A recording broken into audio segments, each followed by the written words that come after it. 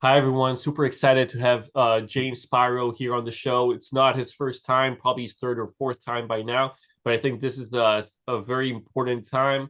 You know, things have been crazy with the Israel-Hamas war. Things have been crazy, I think, worldwide right now. You know, this kind of war kind of impacted so many other things. And, you know, James, he writes for CTech. I'm sure you probably know. He's also very active on Twitter, on X, and I loved his tweets. And yeah, I think it's a good opportunity to talk. James, my first question to you is this. You know, I'll start with a softball here, relatively.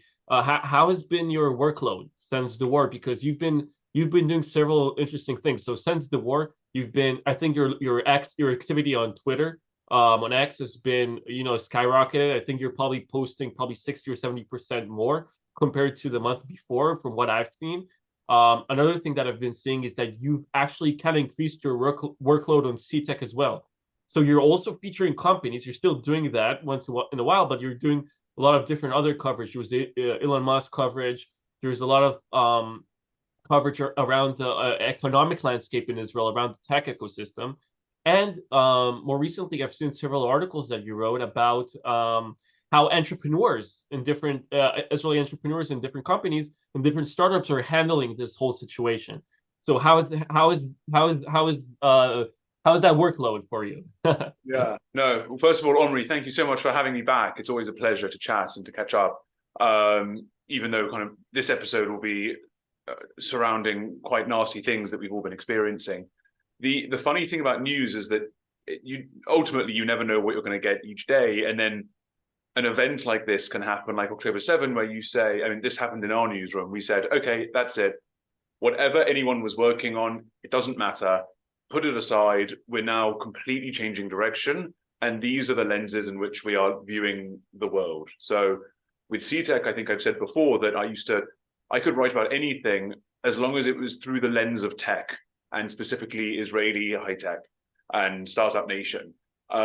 After October 7 and after those horrendous after the massacre and the following days and weeks that we've been living in now, our complete coverage has changed. It's taken a lot more of a global stance, a viewpoint, because Israel is the main character, whether we like it or not. It's kind of the main character in the world right now.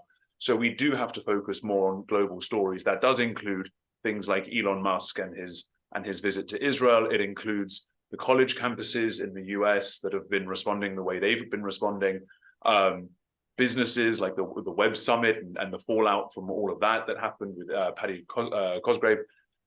So we're still trying to give the readers what they expect from us, which is stories about Israeli high tech. But in this specific moment in Israel and its history, that has expanded to different ways. And so what we're seeing is a lot more spotlights on companies that have been affected and how they've been affected, people, how they've been affected, and the ecosystem itself. The ecosystem will get back to normal, and we are seeing some rollover of things that were in the pipeline beforehand. But for me, in my day-to-day, I've become a lot more focused, both inside Israel more of what happened after the repercussions of October 7, but also for an audience in the diaspora. So it's a bit of a different hat that I'm wearing. And I want to put I want to shout out to the whole team at CTech and Calcalist.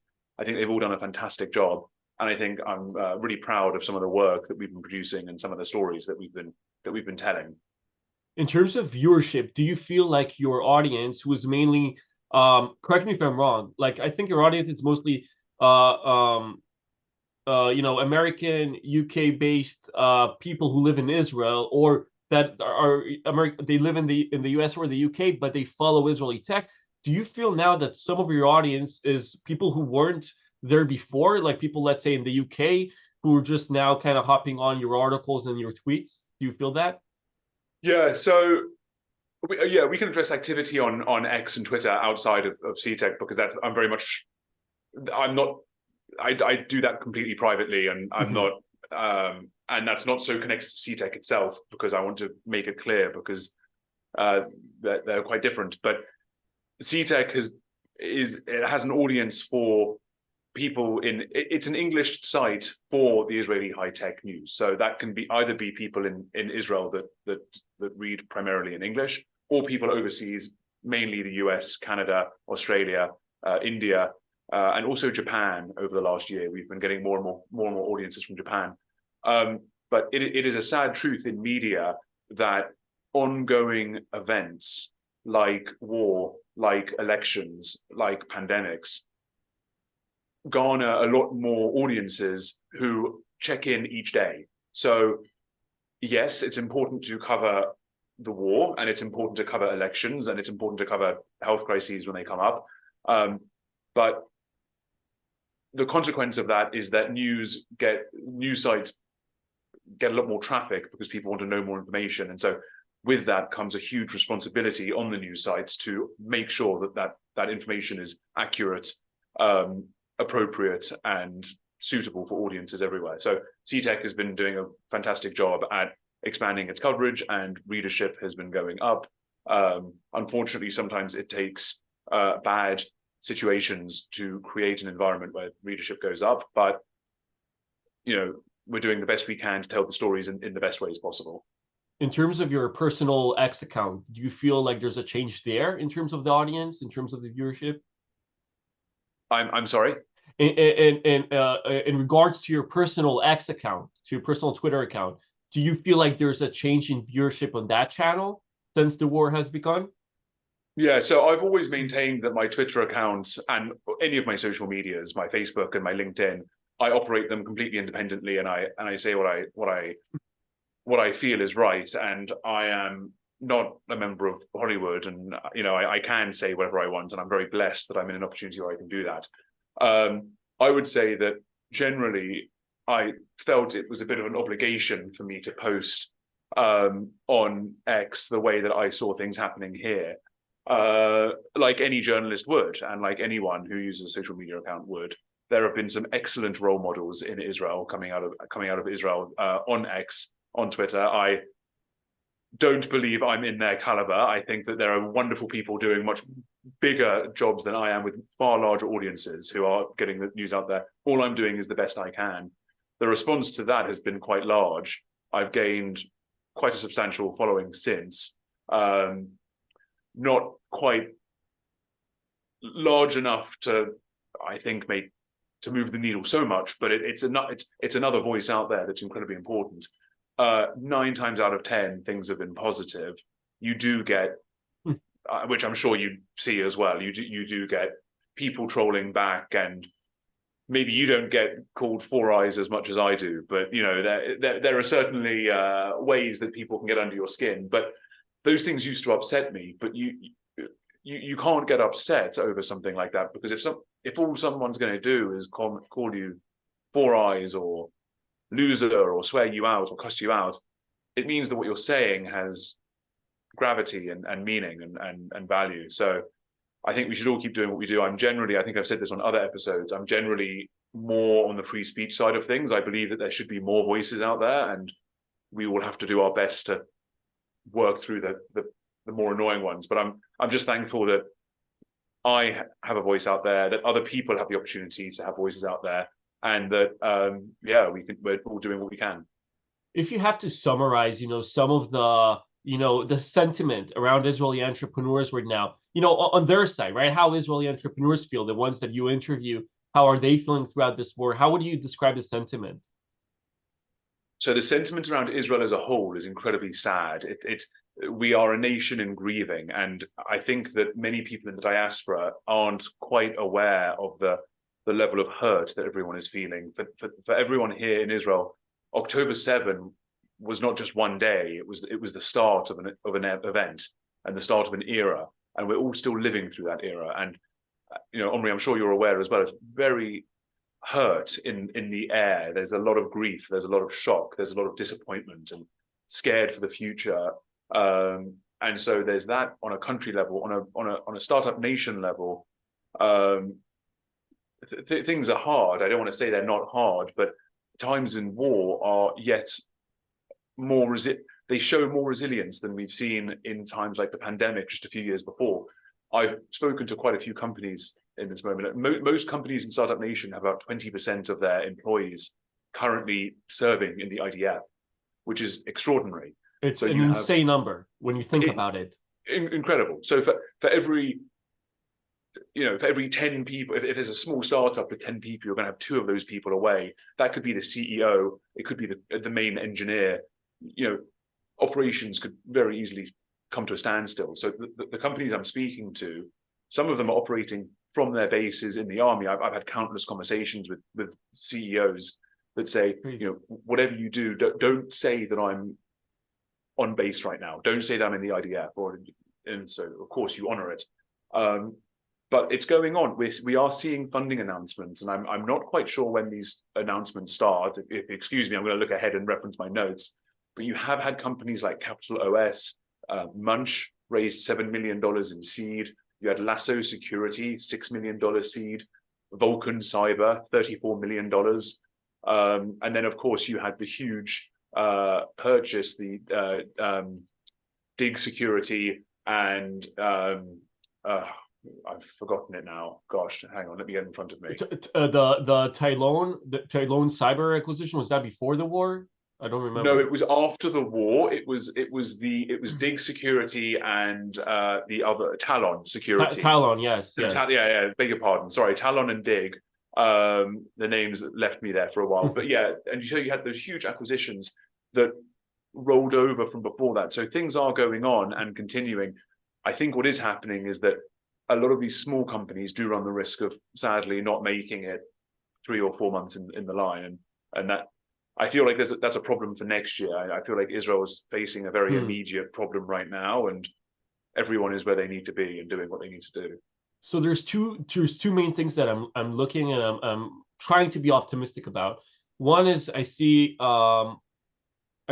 like big powerhouses, individuals, Jewish based in the state, that are basically saying that are basically showing their immediate support for Israel.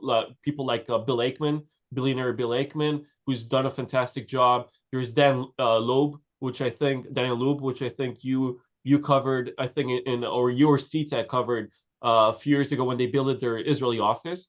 And on the other side, we also see investors that basically say, hey, I saw someone from Sequoia, I don't remember the name, but basically, hey, we're going to invest more in Israel right now to help build the economy, right? To help take the economy to the next level and actually support Israel, not in spite of the war, but because of the war, right? So this is another thing. So first of all, I would love to get your comments on that. If you hear anything, do you think that is a narrative that is going on right now? Yeah, I think it is. And I think that Israel's success in its startup nation, I think people can, I think there's a lot of loud noise that bubbles up every couple of years, every time there's a conflict around Israel and people protesting it and trying to boycott its products or services or its country as a whole.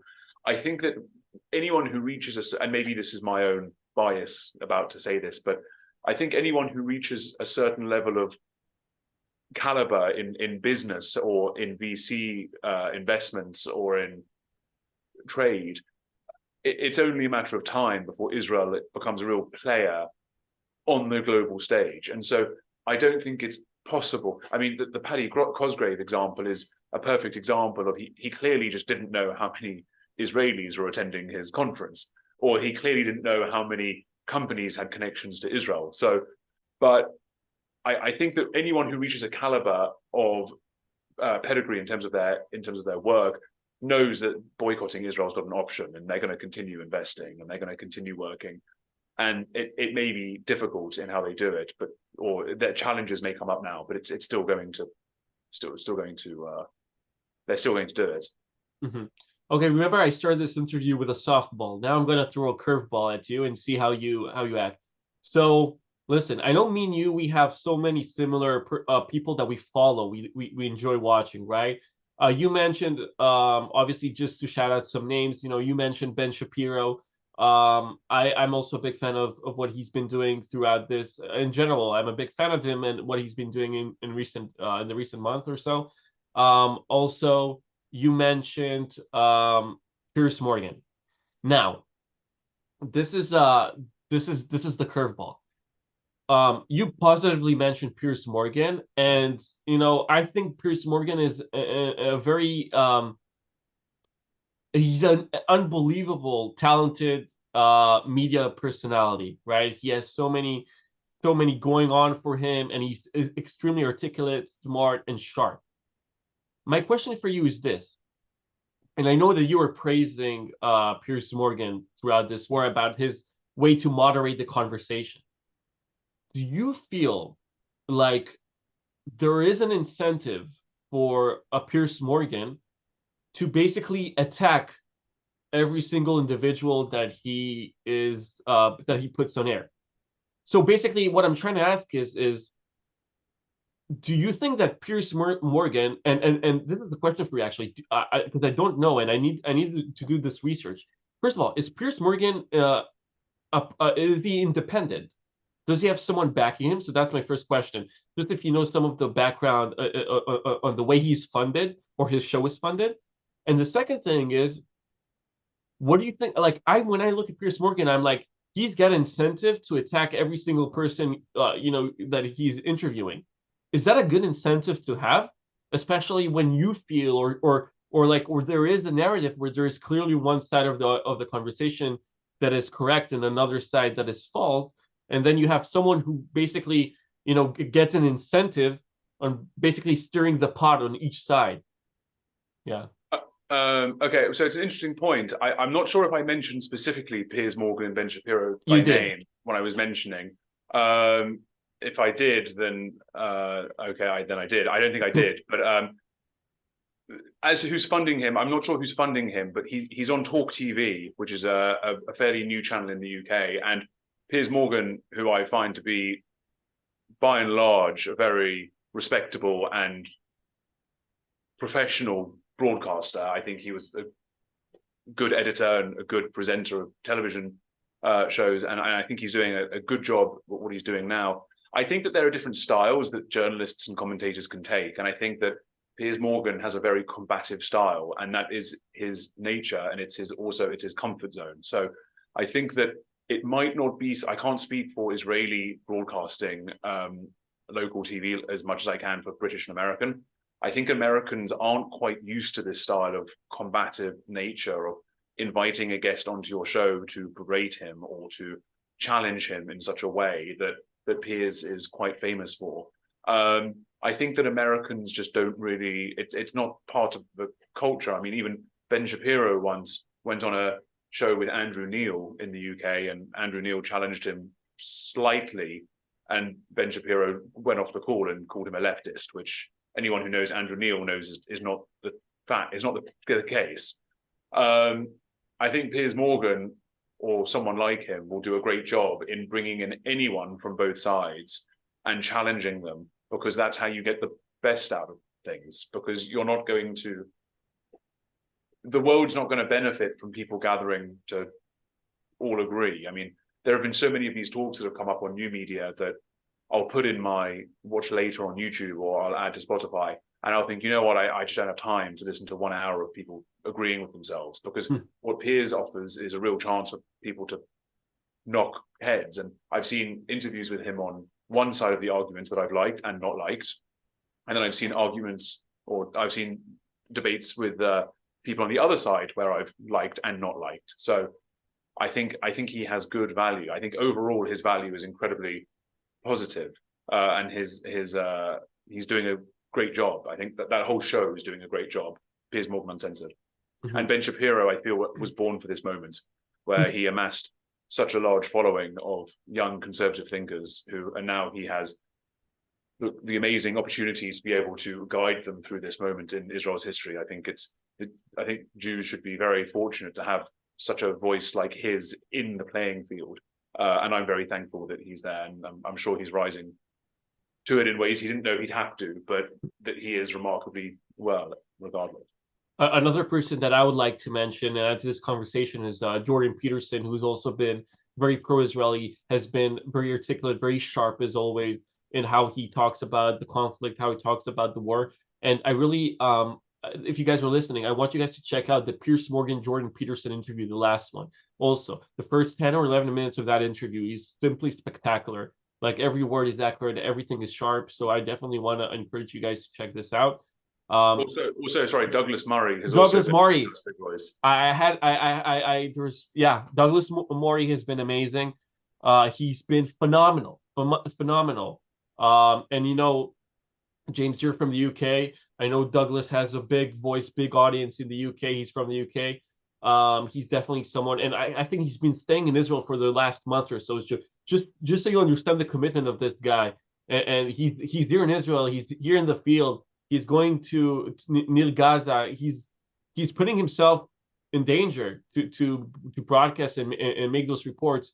So I have really high, and hopefully, I think James, feel free to correct me if I'm wrong, but I think I remember a tweet from you. You basically invited Douglas to Shabbat, right? I did, yeah. I was hosting a Shabbat dinner in my home with my wife and some of our friends, and I saw that he was in Israel, and I said, Douglas, you're probably not even going to see this post, but if off chance that you A, see the post, B, don't have plans, and C, feel comfortable enough to go, or crazy enough to go to some random other guy's house for a Shabbat dinner.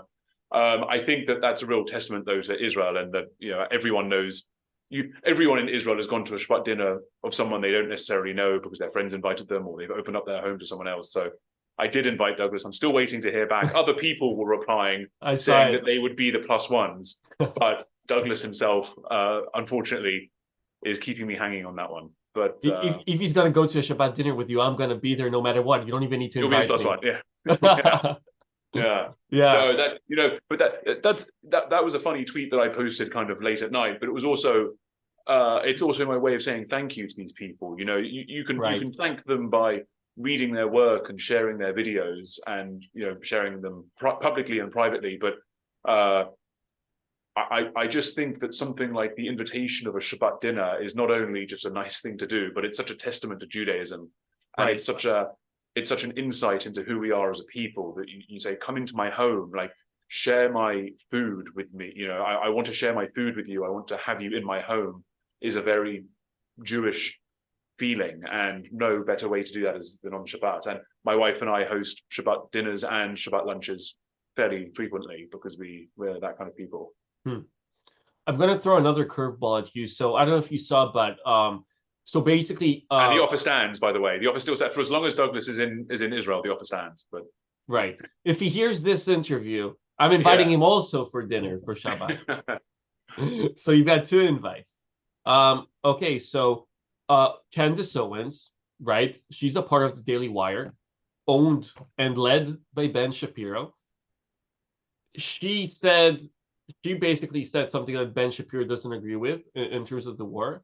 You know, I personally don't agree with her as well, all for what Ben's response. But this is my question to you.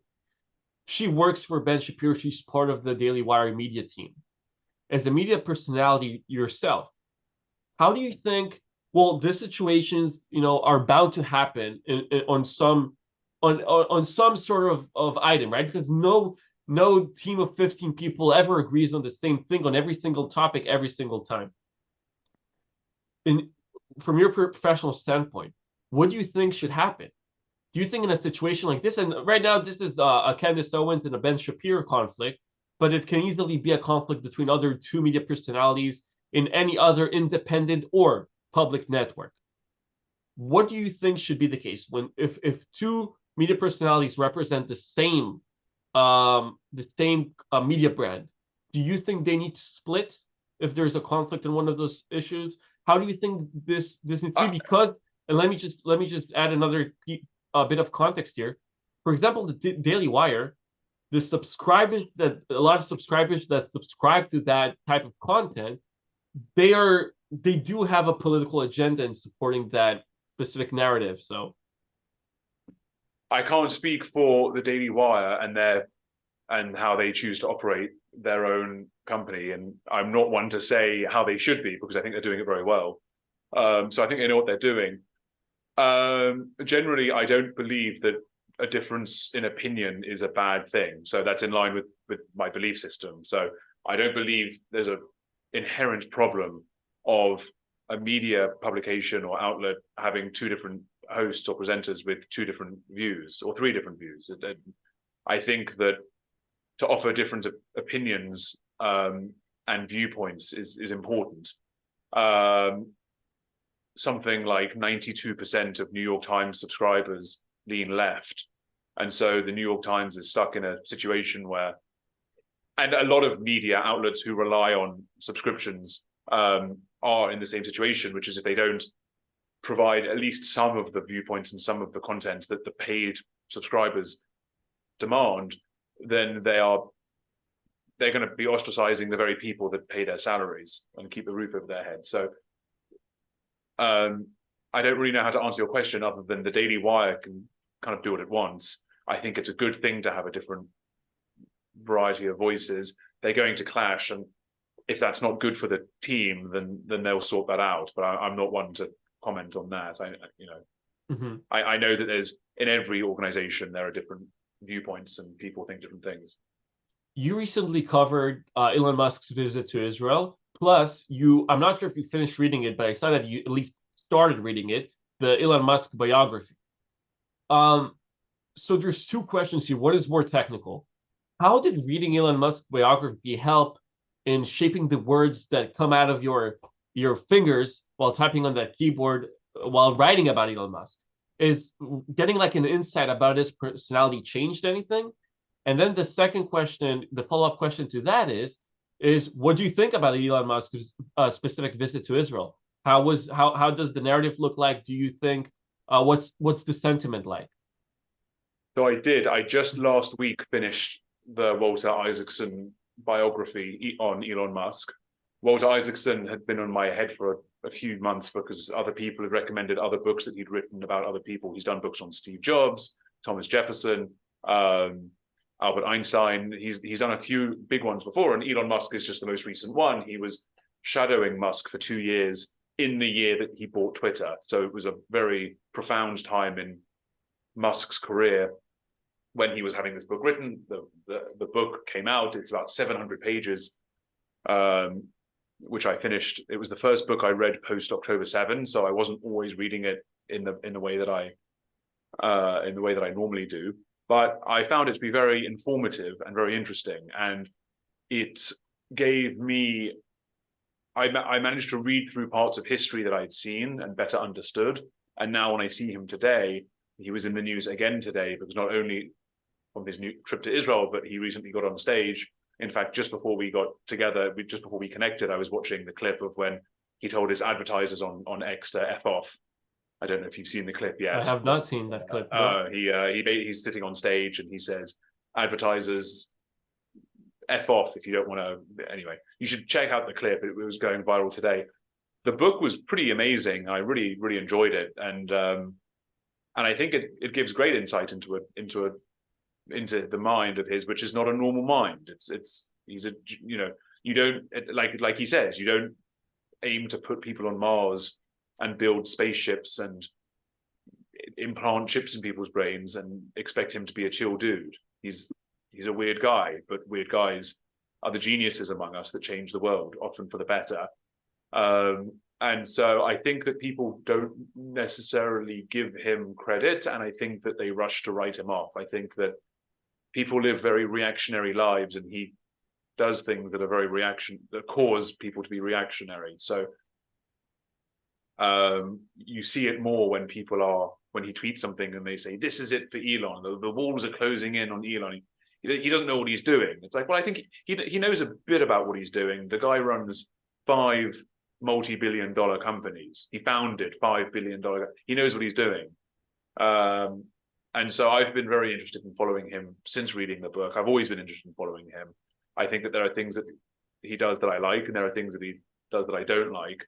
But Elon Musk is a great example of people's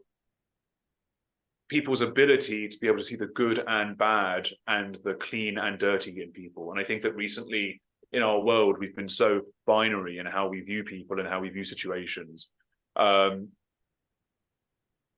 especially given everything in the news today on a global front. But when you embody that into one person who's Elon Musk, it's because he is flawed. He does have shortcomings, quite significant ones, but he's also unbelievably talented and sees the world in a way that we don't see it. So I think he's very interesting. He also has a Shabbat invite to my house if he's ever back in Israel.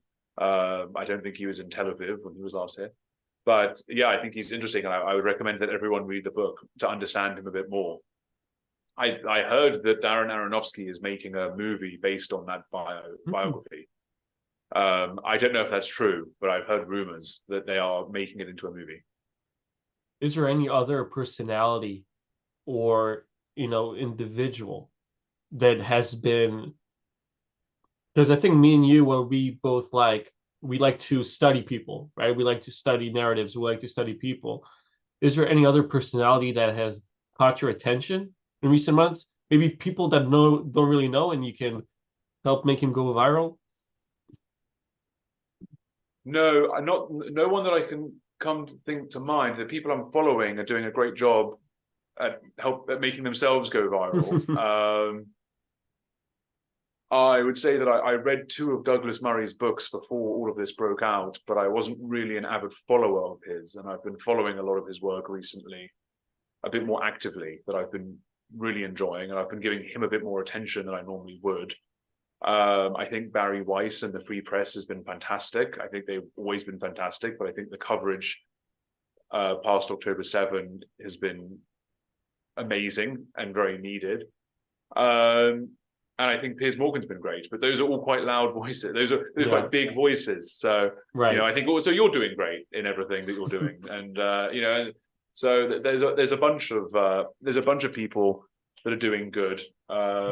Hillel Fuld has been excellent. He's always been a wonderful ambassador to Israel online, and I think he's continuing the fight. Noah Tishby, remarkable. Noah Tishby. Elon Levy's been doing a fantastic job battling the press. He's been someone that we've all needed, and I think there are many people, and a new generation of people are coming out from this in the new media setting, and I think that's very exciting. Amazing. James, thank you so much for taking the time to do this. Always a pleasure. Thank you so much. Yeah. I hope you keep safe. I hope everyone keeps safe and sane. And keep reading, keep watching, and don't forget to go on a walk every now and then. It clears the air. It clears your head. You still do the walks? You do the swimming. You swim as well, no? So I do a bit of, I do less swimming now. I do more like running. I go between running and swimming. So I feel like running releases the endorphins a bit better than swimming does. It does. What about the dog? You still have the dog? Yeah, of course. Yeah, he sleeps all day though. He doesn't join me on the runs anymore. He's getting a bit older. Awesome, James. Thanks, buddy. Thank you.